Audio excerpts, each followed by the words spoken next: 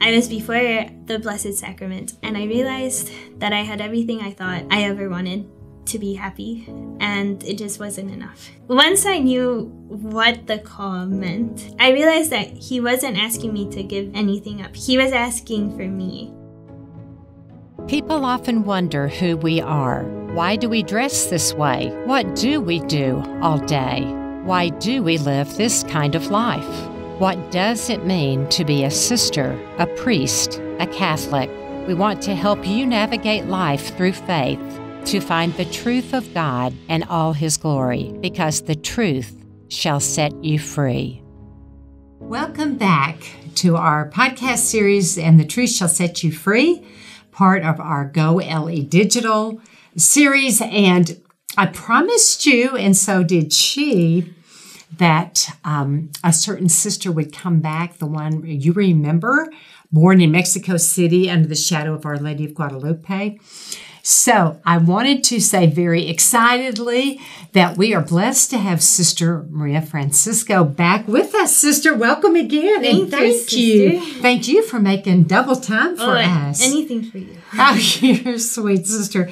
So, sister, the last time we were just up to the point of your powerful story where you were selecting your college and you ended up going to the University of Minnesota. So, sister, let's take it up from there because we've got a lot more of your story still to go. That's right. Okay. So I decided to go to the University of Minnesota because they had a really good aerospace engineering program. Mm-hmm. And that's what I had always wanted to study. I'd always been fascinated with flight. And I thought that really the closest I would get to flying was through aerospace engineering. Oh, neat. And just prior to this, I had a conversion in high school where I met Jesus in the Eucharist for the first time. And that just changed everything. So when I started going to college, I got involved with the Newman Center.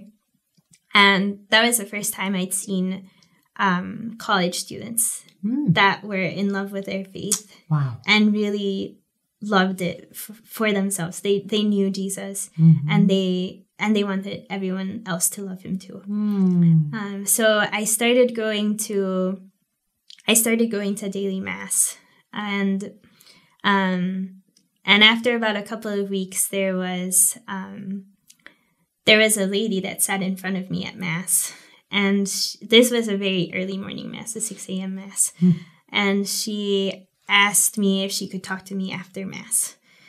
So after mass, she was waiting for me outside, and she came right up to me, and she just grabbed me by the arm really tightly, and she didn't introduce herself or anything, and she asked me if I wanted to be an actress, and I didn't know what she was talking like. I told her that was probably the last thing I wanted to do.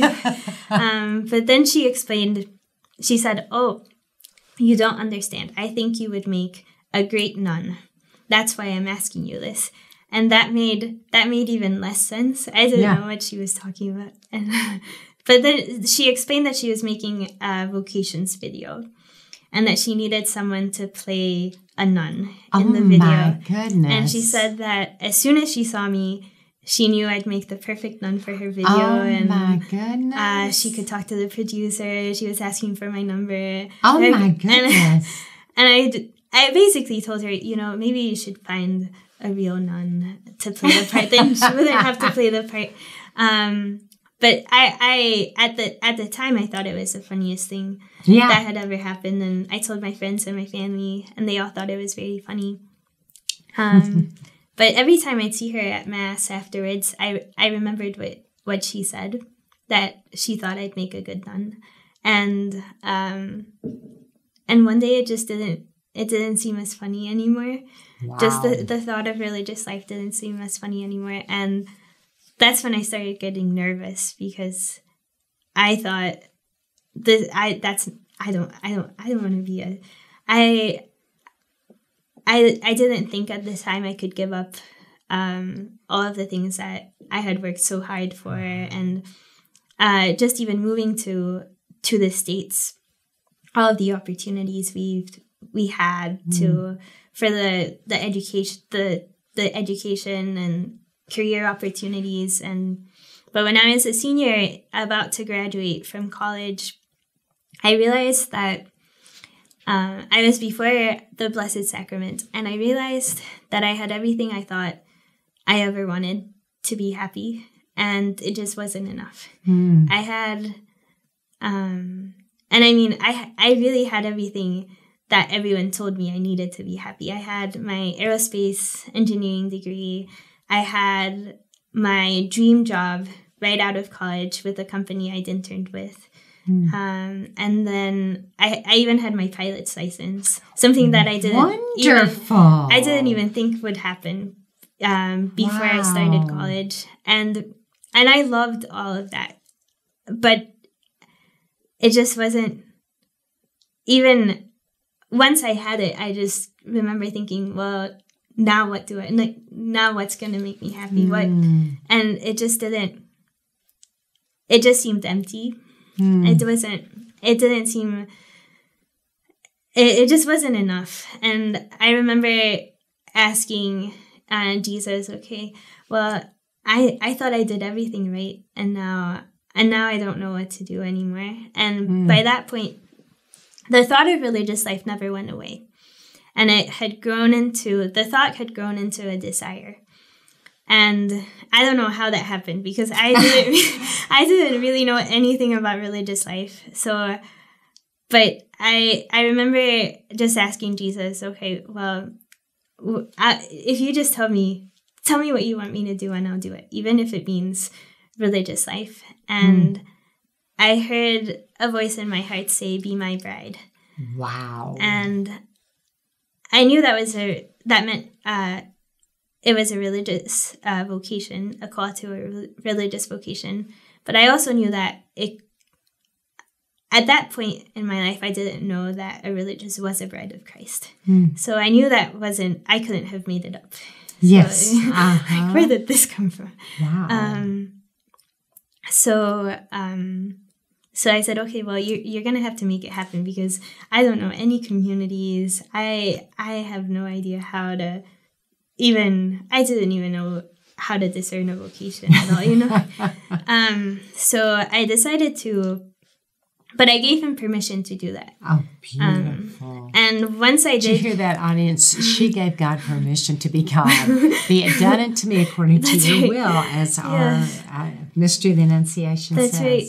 And as soon as I did, he worked really fast, because I ended up moving to Kalamazoo, Michigan for work with a company I'd been working for. So I was working with them as a systems engineer, and we were in the semi-truck transmission department. So I actually loved my job, because we would write the software for the transmissions. We would automate our transmissions. Oh. And we had semis and school buses and dump trucks and a test track. So whatever changes we made to the software, we would get to download into the transmission and then actually test drive the trucks around and see if they worked the way we could drive one of those great big trucks. Yes. How tall are you, or how short are you? I'm 5 feet. 5 feet, yes. And you drove a semi. Yes. So we all had to get and planes. That's right. We all had to get our commercial driver's license at work. So it was. I loved the job, and my coworkers were great. But as soon as I moved to Kalamazoo, I thought I had moved there for work, and there was a little airport there, so I could go flying as much as I wanted. But that's where I met a really good friend, Kathy Williams, who's actually Sister Veronica Marie's sister. And she told me I told her that I was discerning a vocation. We met playing Ultimate Frisbee. Oh, fun. And she told me to come on the retreat, discernment retreat. And so I came, and just seeing the joy of the sisters, and at the retreat, that's where I learned that a religious is a bride of Christ. And when I learned that, I realized what God had asked me that night. And it almost seemed, it seemed too good to be true. It didn't, I couldn't believe it. But yes, it was just the peace and the joy I saw in each of the sisters. I knew that came from being a bride of Christ and being his and no one else's. Was it hard to leave your profession? Well, once I knew what the call meant, that I realized that he wasn't asking me to give anything up. He was asking me, he was asking for me. He wanted me. Beautiful, he didn't sister. want me, and I always knew God wanted me to be happy. So I guess it didn't really seem to matter anymore. Sister. So I mean, it wasn't easy to tell. My manager was very supportive, but it was always difficult to tell people because they really weren't I wasn't expecting it either. So it came as a big shock to. What about your family? It was a big shock to my family, and no, I don't think anyone was expecting it. Nobody really was expecting it, but he gave the grace to, and just knowing that he had been. I realized at the retreat and that he had been waiting for me, and I guess when I made my first vows, that's when everything kind of hit me. Like realizing how beautiful.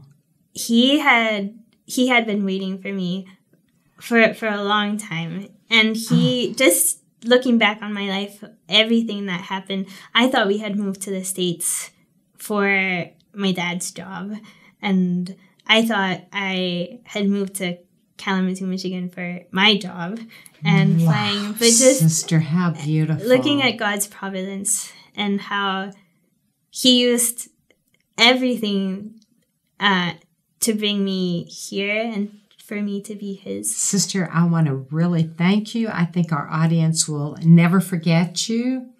And I was thinking 5 feet. You are 5 feet of pure delight. You truly are.